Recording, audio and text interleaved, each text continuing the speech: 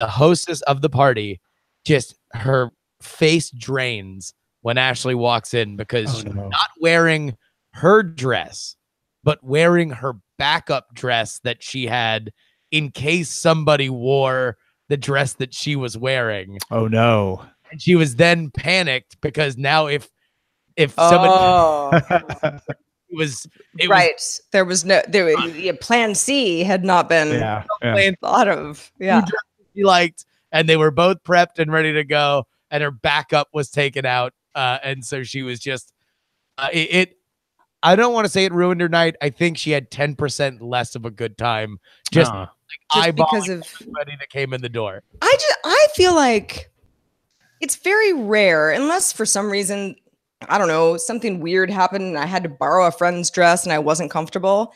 If I'm wearing a dress, I like it. So if you're wearing the same dress, then I like your style. I don't see why it's like a bad thing. I don't see why it's embarrassing for people. You wouldn't want to lock horns with that other person. Say, well, I would. No, I don't know. I don't know why it mattered. Like, we're not going to look the same. We're not twins. I would wonder if it's a self-esteem thing that like somebody would look better. Maybe. Or that it inherently invites judgment. Maybe. Right. Yeah. Or yeah, somehow your individuality is called into question or something. Yeah. Nothing can be done to fix this. My individuality has been besmirched. I'm like, hey man, I'm shopping at the mall. It's gonna happen. Well, I mean, you they made more than one of these. Right. Or a live version of who wore it better, right? Right. Yeah, I guess so. Or a version of that. Oh, I see you worked out, so you're more defined, and therefore the like, cloth draped on nice, so but better. Wow, if you worked out like that guy. All right, you guys about ready? Yes. Yeah. I'm going to start recording. Sarah, could you do the line 3 read? Actually, I absolutely can. So Justin's also going to record. So Sarah, if you could just give a short countdown, so Tom and Justin. Tom, can you talk again? Yeah, I can talk all the time. Okay, because your video went to crap for me again just now, like just in the last like couple seconds. That's what I love to hear. Tom? Yes, I'm saying something. Hello. Audio. Your audio sounds fine. Audio's fine. All right. Video's just a little choppy, but audio sounds good. Let's just get this show on the road then. Let's do it. All right, I'll count myself in from 5, 4, 3, 2.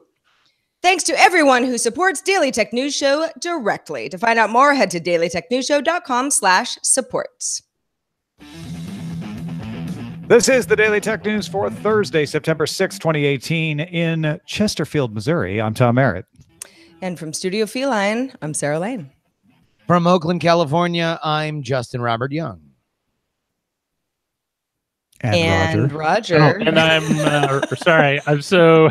It's new. It's new. I know. You got a lot. I'm the producer, Roger Chang.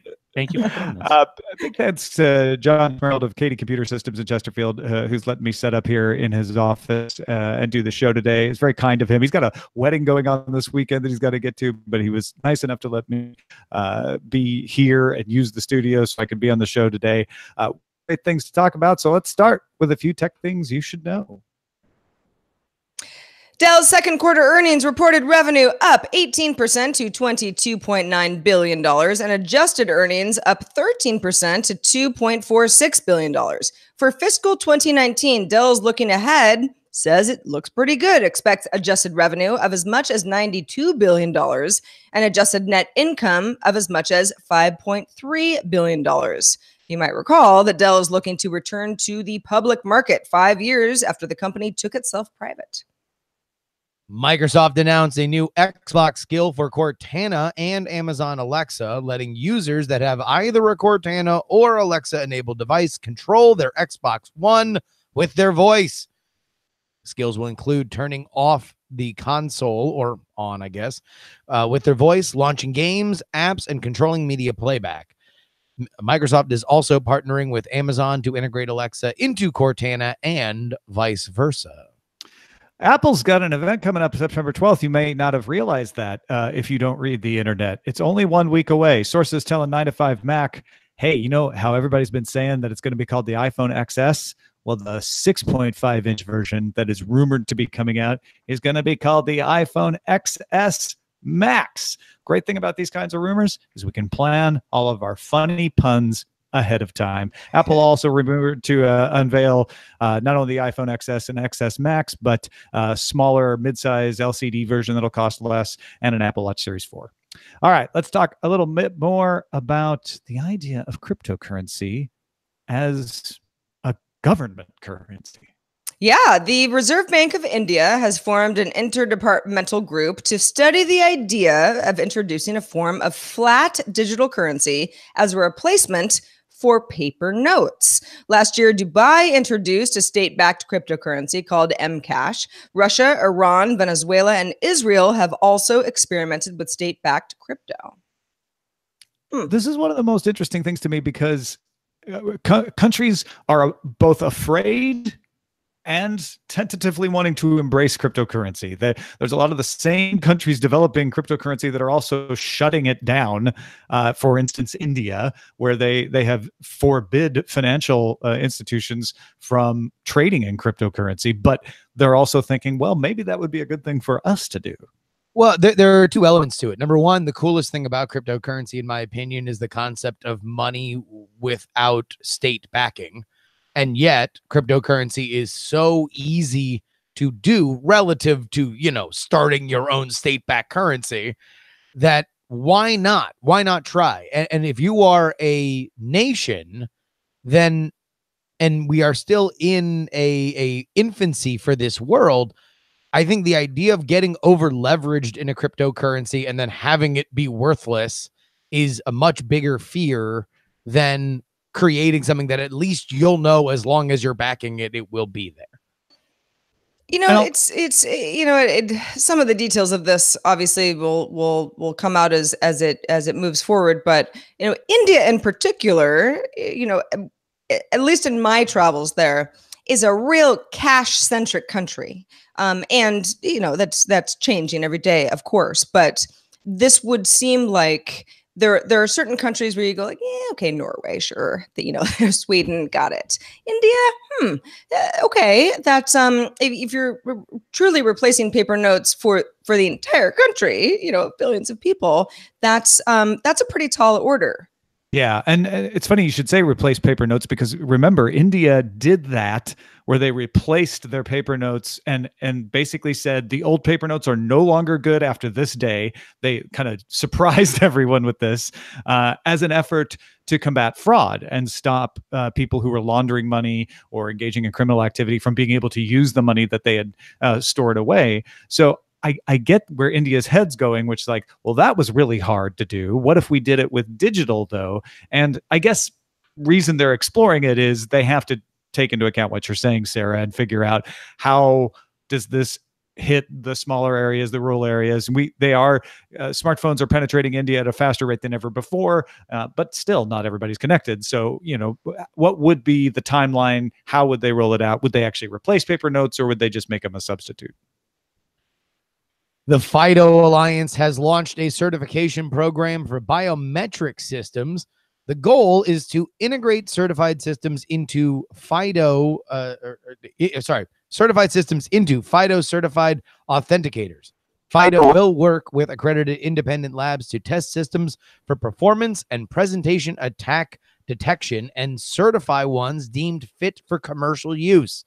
The lab, iBeta, in the U.S. has been accredited for testing, and more labs worldwide are expected to be added soon. Now, remember, FIDO Alliance often is associated with Google because Google is a founding member of it, but it is a nonprofit organization, and it's many companies involved in it. And its goal is to get rid of passwords, to have a secure replacement for passwords.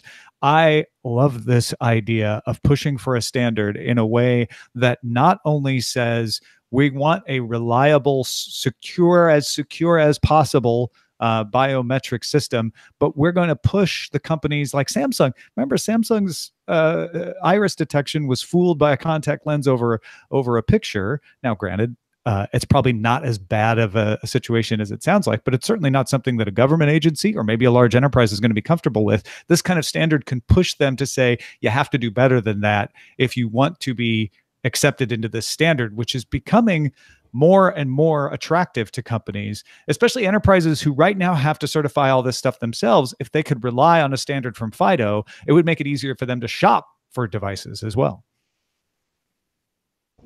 Look, there is no doubt that these are very, very worthwhile goals to make things more secure. And I think we have moved in that direction on a lot of the commercial devices. The question is going to be exactly where they want to draw the line of this is certification and how easy it is for manufacturers to do it. Because I think we're at that tipping point. We're at the point where I would love a device where I could just be able to totally forget about passwords in a way that I think a lot of people largely have with these newer generation smartphones. Yeah. And we're not there. I don't think FIDO thinks we're there, but that's the goal. And this is another of the steps along the way. AMD is rolling out its latest processors based on the Zen architecture, including a good old-fashioned Athlon branded chip, which is an accelerated processing unit that combines graphics and processing onto one chip. The AMD Athlon 200GE with the Radeon Vega 3 graphics has 2 CPU cores and will sell for $55. Yes, you heard me right. Woo! The AMD Athlon Pro 200GE chip with 2 CPU cores and 3 graphics compute units is targeted at the commercial market, and AMD announced 2 new Ryzen chips as well, a 6-core Ryzen 5 Pro 2600 with 2 chips and 8 cores, and the Ryzen 7 Pro 2700. Oh, I said 2, there are 3. Also the Ryzen Pro 2700X. AMD, man, like, you know, at a time where I think a lot of people are thinking that these kind of processors are becoming a mature market and maybe only one company can dominate, they are giving Intel a run for their money. Well, and you know, I know that the 200GE, which is the Athlon chip that you mentioned first, Tom, I mean, that's a very attractive price. $55. Now, of course, that's definitely consumer market. The rest of them are much more commercial. But yeah, I mean, with prices like that, how can you say no? You know, I mean, what's interesting, there was a recent report I was reading, I think it was either PC Mag or ZDNet. So the Ryzen, the higher end chips have been doing pretty well, but AMD is still not making gains in the lower end market, which is the commoditized notebooks that you buy for a student or people who just need to get on the internet, and they want to take some of that market away from Intel. So they need to refresh the offerings at that level, and this is what they're doing. And if they can make the value proposition of it doesn't need to be the best 14 or 15 inch notebook, it just needs to be better than what's currently available from Intel at a price point where people say, hey, you know what, dollar for dollar, I get the same performance out of this AMD notebook that I would out of this Intel. I'll save myself $80 and I'll buy the AMD. And Microsoft likes that too, right? Because they could throw Windows S on there and have a cheap laptop to compete with Chromebooks, which is becoming a competitive space as well. And competition is good, and I expect to see more features and ideally a better slate of nice products at that price point instead of having like, well, this is all the bin chips that we have that didn't really make the cut, so here you go. Just in time for back to school. Nielsen has acquired Super Data Research, which creates data estimations for digital games, like how many people bought a game and how many people are using this game and for how many hours a day type stuff, by looking at the behavior of 160 million folks. Nielsen now joins the tracking firm, the NPD Group, which also tracks video games, has been doing it for a long time, since the 90s, actually. In 2016, NPD started including digital sales in its monthly reports.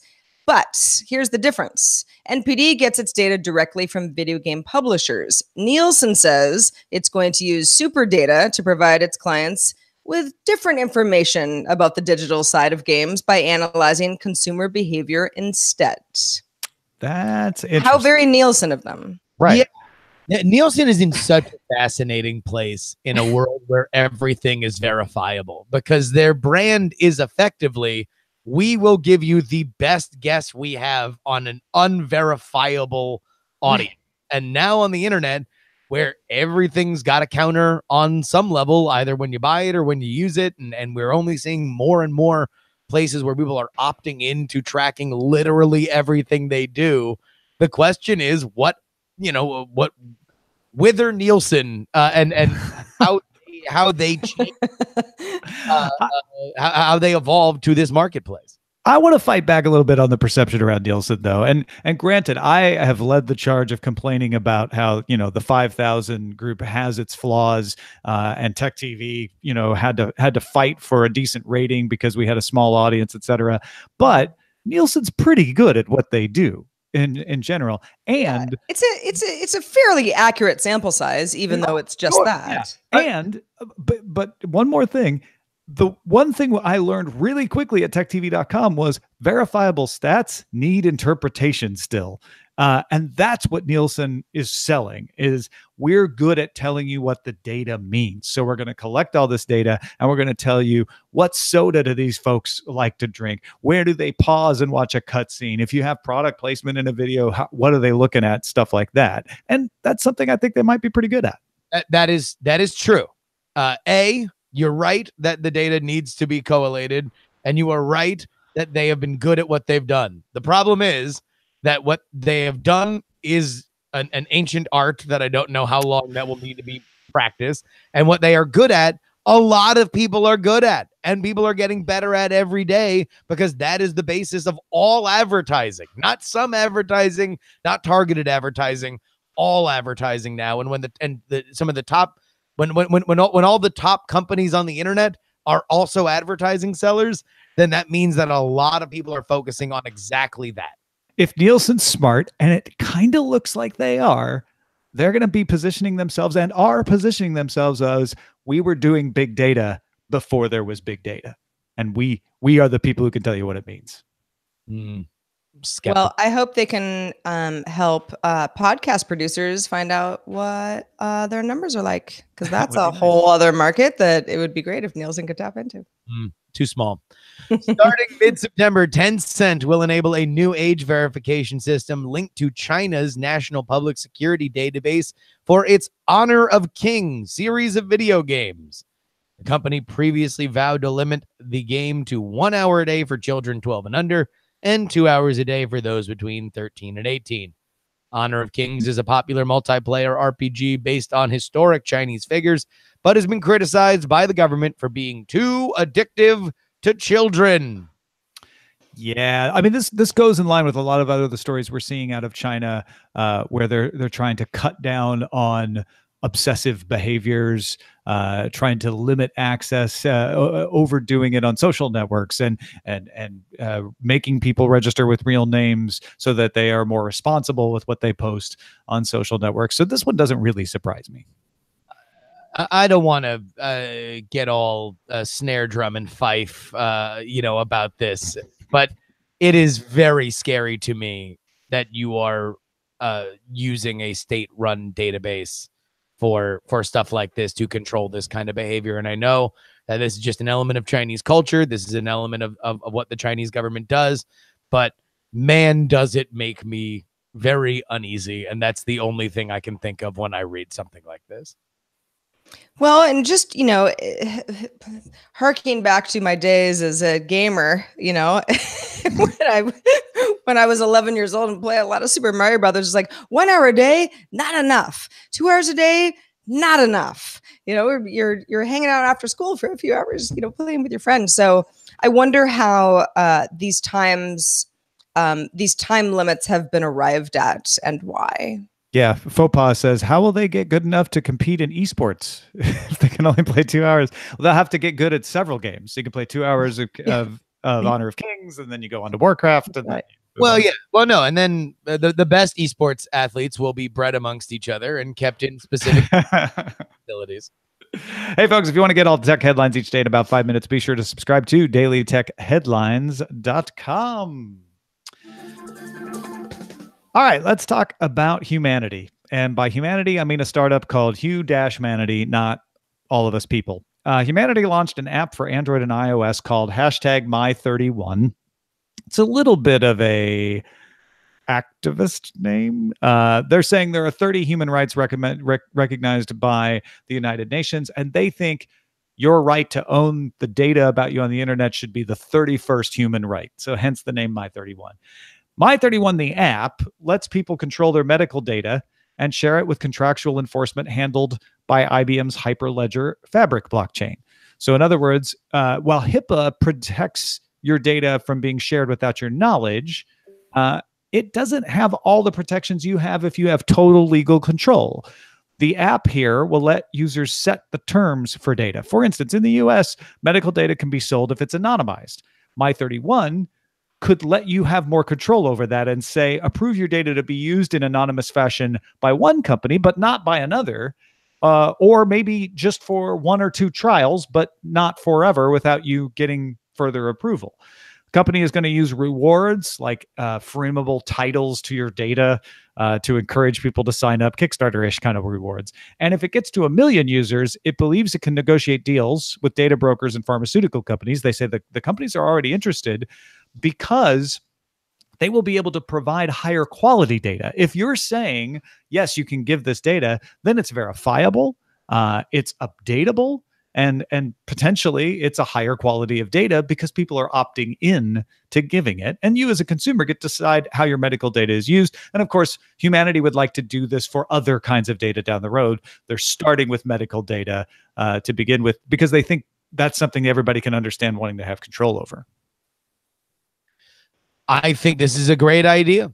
The battle for our data and the digital trail that we leave only becomes more valuable. And the question is how much of that trail we really own, specifically as we carve further and further into our own lives with biometric tracking. As you know, I think from even the earliest days of this show and its previous incarnations, as fitness trackers became important, the question was never, is this good data? The question was always, what does it do well for me? This is another thing that Nielsen should get into, Tom. Talk about what this data means. If we start there and then we continue to go forward exponentially, as all these devices become cleared by the FDA, we are able to tell more and more and get answers faster and faster to our health woes, then yes, 150%, absolutely, we need to rethink what it means to have this data protected, not only by HIPAA laws, but I also think with this, that we need to fight for this protection because otherwise it will just go out into the ether. I don't know a lot about Hu-manity, the company. I actually don't know that much about Hu-manity, the species either, but I don't know a lot about this startup.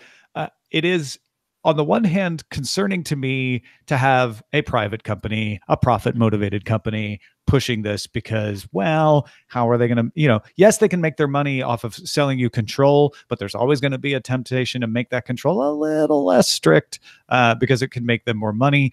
Open source projects like MIT's Solid, which has Tim Berners-Lee on board, are more appealing to me because they're independent. They're like the FIDO Alliance, where they are trying to be an open standard.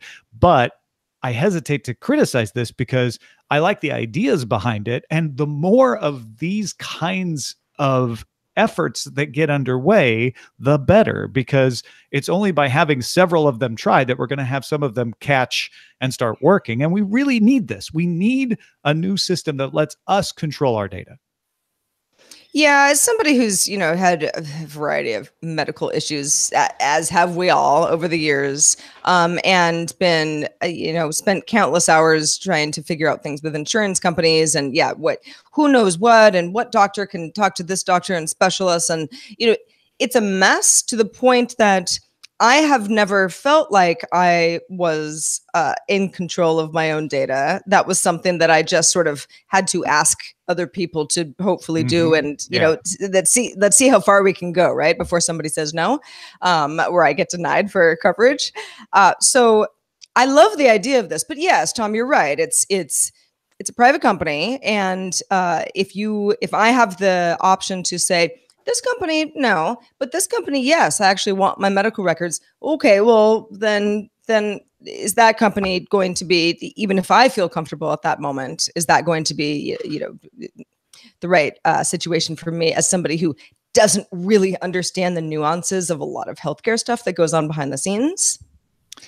It's a lot like it's complicated. it's a lot like choosing a VPN to me, which Yeah. is, I want to choose a VPN to protect my data from being seen by others on the network, but I have to trust the VPN company because they're going to see all my data on the network, Right. And obviously you can encrypt it and all that. Let me also take it another 2 steps forward. The more we own our health data, the more we can monetize our own health data. Oh, right? there's a whole thing about DNA and personal DNA there. Absolutely. Yeah.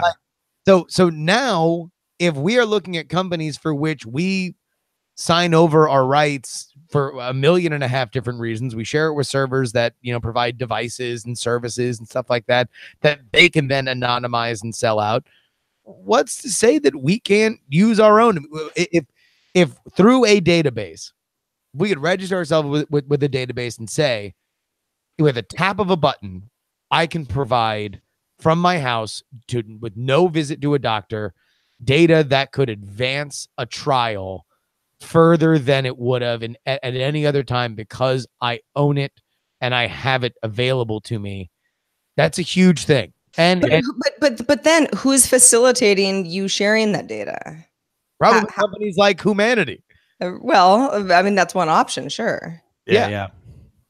And that's the question that Sarah and I are asking is like, okay, maybe Hu-manity I trust, maybe, they're a trustworthy VPN type provider. We're going to need more of these before we can really, vet that. And there will be ways to vet that. And that's great.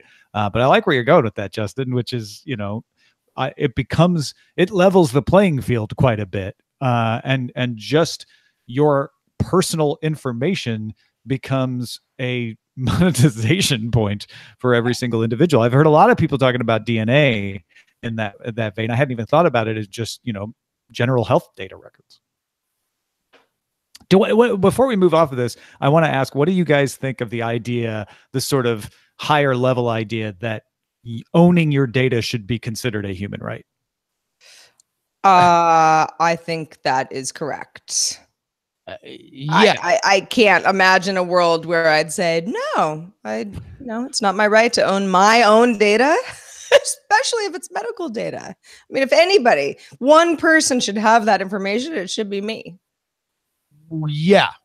I think that it's important that we recognize the people that put together the services and devices that allow us to track this. But that being said, we should, now that we are more sophisticated on these grounds, I am for drawing a more conservative line and encouraging behavior that puts my data in my hands more and more, both with health and literally everything else. Like, I think we are getting to a point now where culture has shifted enough that that is, to me, the obvious trend line as we go forward.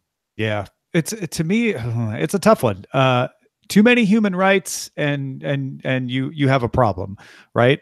Generally, that's never been a problem in the history of humanity, but I can conceive of a way that it could be. I sort of have the gut feeling that Sarah has, which is like, yeah, it's my data. I should have a right to it. But the difference between a human right and a law is every single culture and nation on Earth must respect this versus, well, some cultures may not value personal data as much as others. And I'll be honest, I don't know where I come down on that. My guts comes down where Sarah does, but I don't know if maybe there is an exception out there. I will quickly add for my sake, it depends on the context. If you have some sort of virulent disease that is highly contagious and possibly a high risk, to the greater community.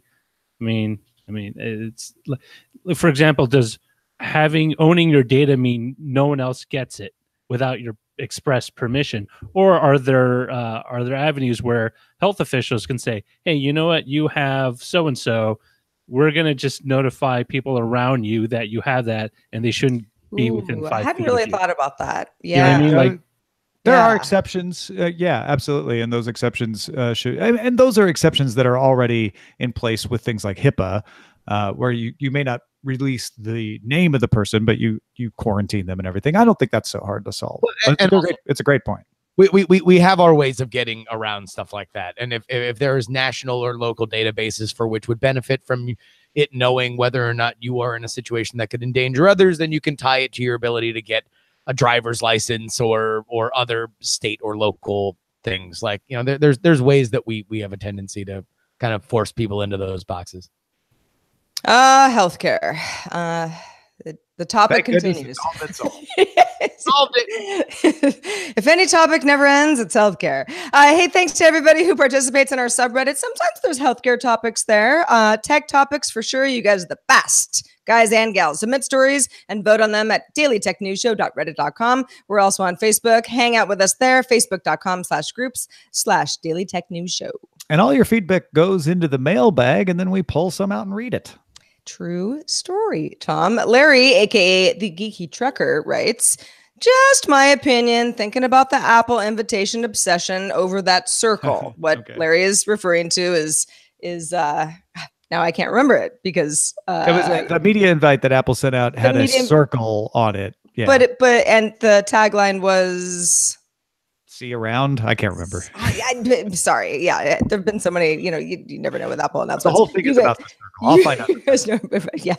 Larry says, I think they're going to have a round watch. Haven't heard anything in the rumors. Just speculation. It was gather round. Yes, that's right. I should have wrote that in my notes. I kind of assumed that too, Larry. I think you're on the right track. I don't have any inside information either, but that's I assumed the roundness was not going to be a round phone, although I made a joke about that when Apple first made their announcement. Right. But a round watch, I would wear a round watch more than a square watch. It's just sort of it's a watch I would prefer to wear.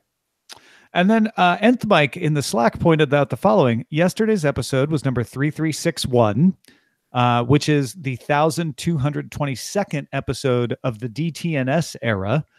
The Buzz Out Loud era was 1,228 episodes.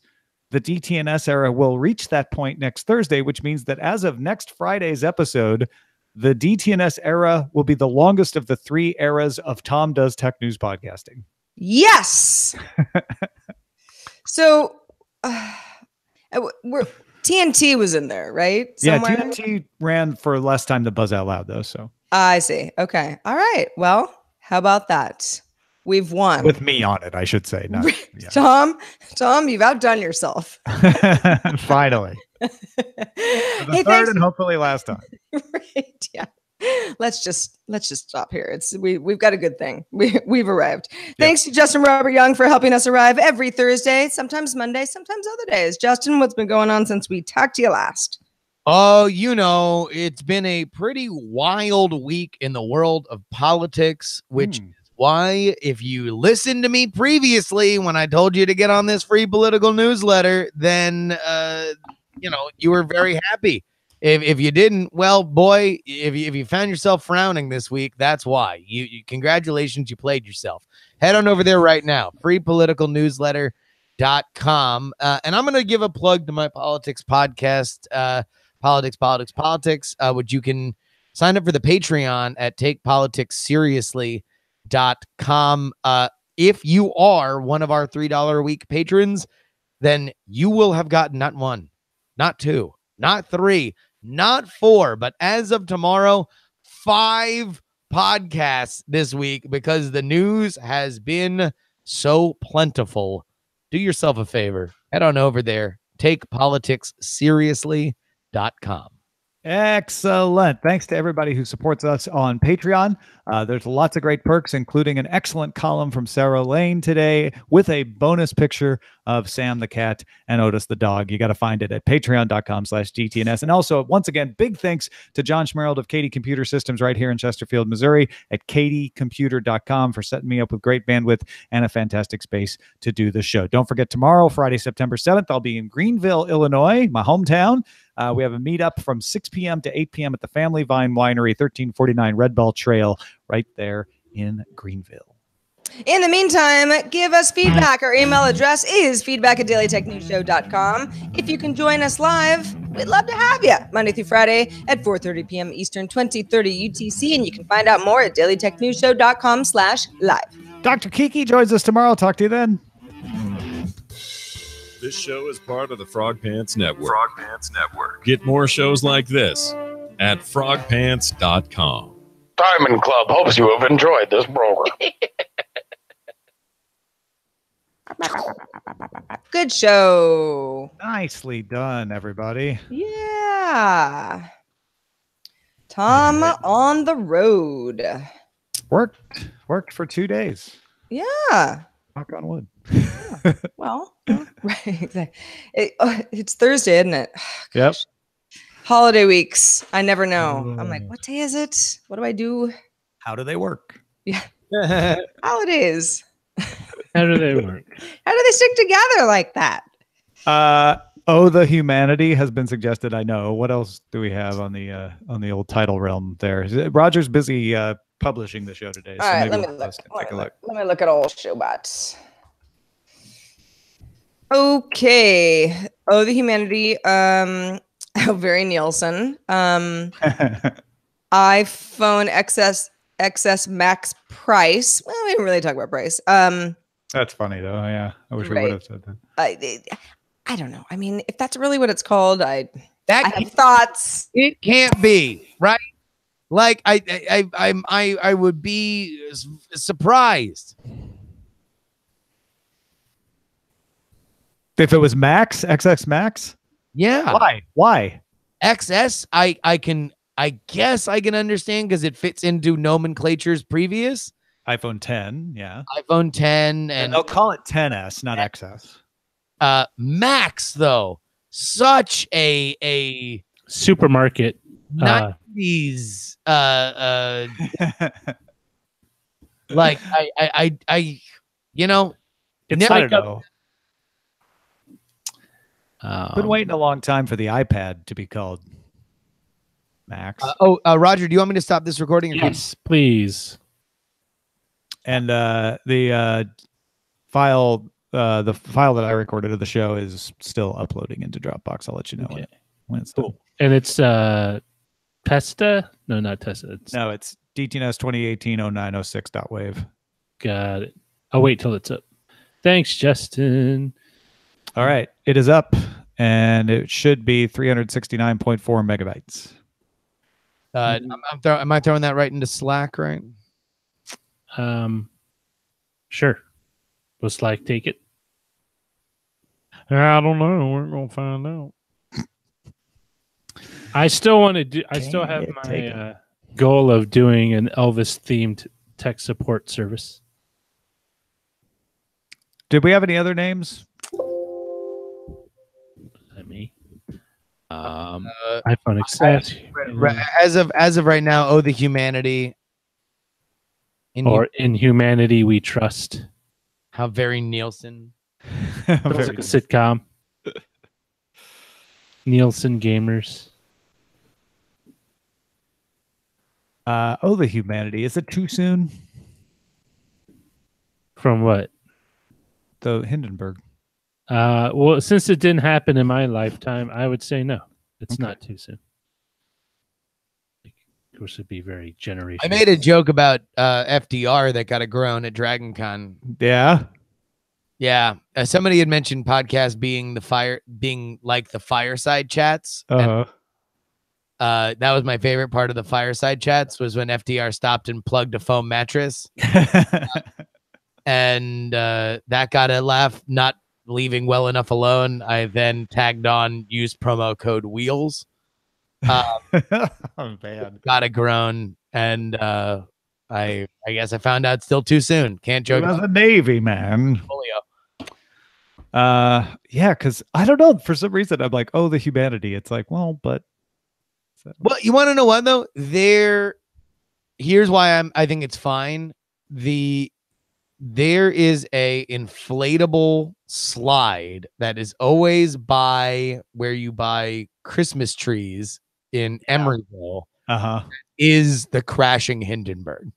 Oh, that's awful. So if there's an inflatable slide, no, it's for kids. People bring their kids to slide down the Hindenburg. It isn't ironic. This isn't. Yeah. Maybe it was some Burning Man thing that they decided to repurpose into kids entertainment, but I think the Hu-manity is fine. All right. That's what we'll go with, Roger. You're muted, Roger, in case you didn't realize. Oh, the mute. Sarah went in. Oh, the mute-manity. Yeah, Sarah froze up. I don't know what happened there. Oh, but she looks very genial. Yes, she with does. the teeth. It is a great freeze frame. Freeze frame. Oh, We're old people I think she might be coming back. making references to things long since. Jay Giles Band. Jay Giles Band, 45. I purchased about 60 miles east of here. I only bought LPs. I never bought 1982. Never bought the little. I used to buy 45s all the time. Oh, thanks. Scott Harris. This one. I will not be in Springfield, nor does Mr. Burns live there. Strike it rich. But that said, I appreciate the expectation. Still leather lady. Come on. But you got the wave. 360,779 KB. Well, that's a lot of KB. I have 369.4 megabytes, but as long as you have the whole show there, that's really all that matters. Yes, I listened to the. Yeah. Cool. Oh wait, I gotta open this up in Audition. People are having fun with Hindenburg conspiracy theories in the chat room that I won't repeat, but they're pretty hilarious. Conspiracies. The burning point of helium, hydrogen, you go from there. Well, that was the other things. Like, was it really the hydrogen, or was that just an accessory to the culprit of the not doped, but the whatever they soaked the fabric in order to make it taut? So what's the over-under? Well, I don't know how you do an over-under on Max, but what do you... I kind of want to put some money on Max. I think it's possible. On how many Macs?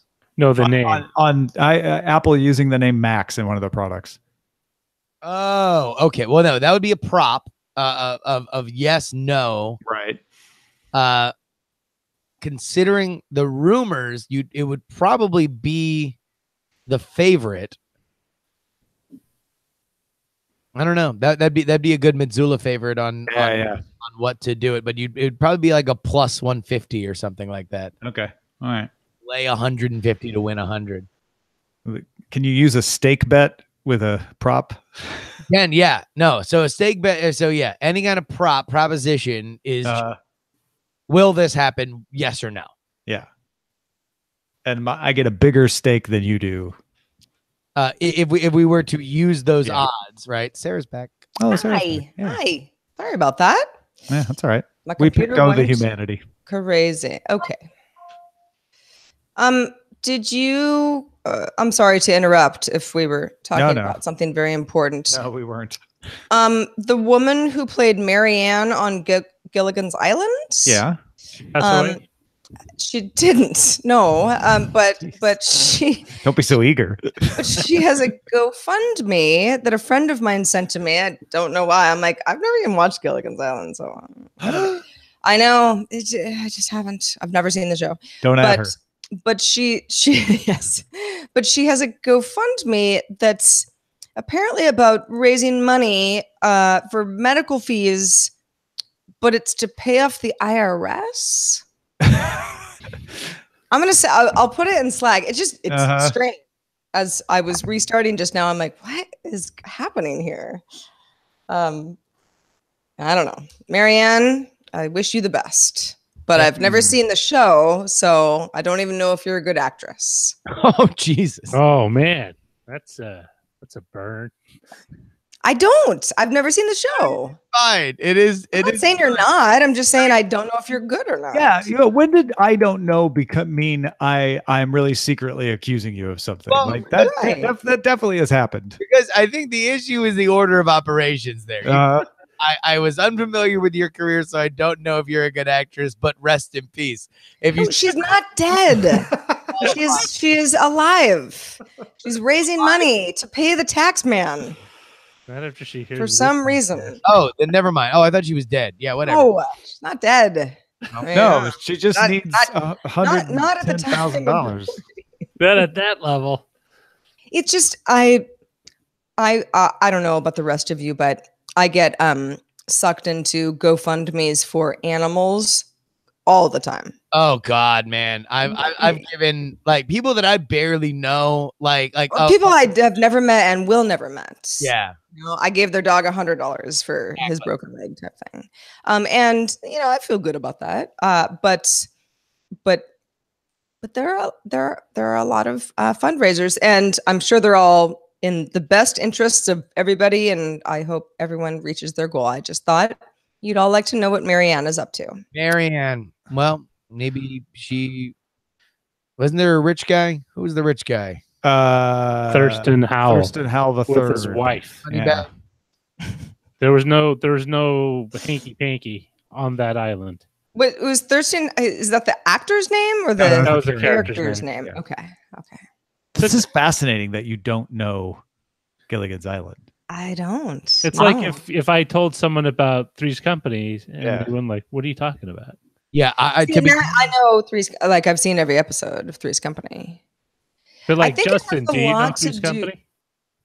I will say I probably saw more No. Gilligan's Island than I did Three's Company, but only I don't know if I ever sat through an entire episode of Gilligan's Island.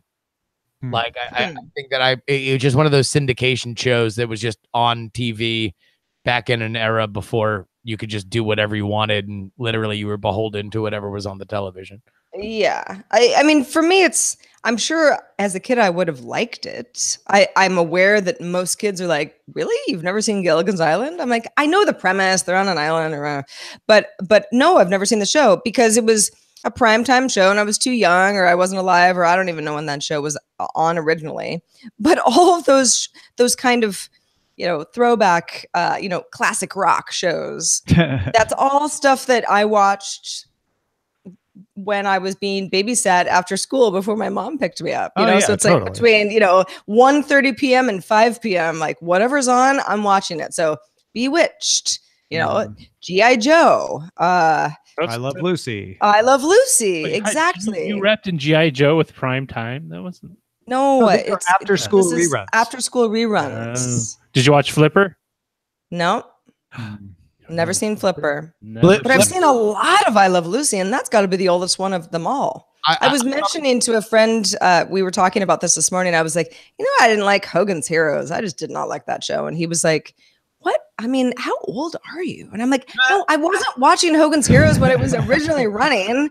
I'm talking about after school, like you're sitting on the floor of your babysitter's house. You watch what they give you. There's He-Man and G.I. Joe, but there's also Thundercats. One Day at a Time and Hogan's Heroes. Right, exactly.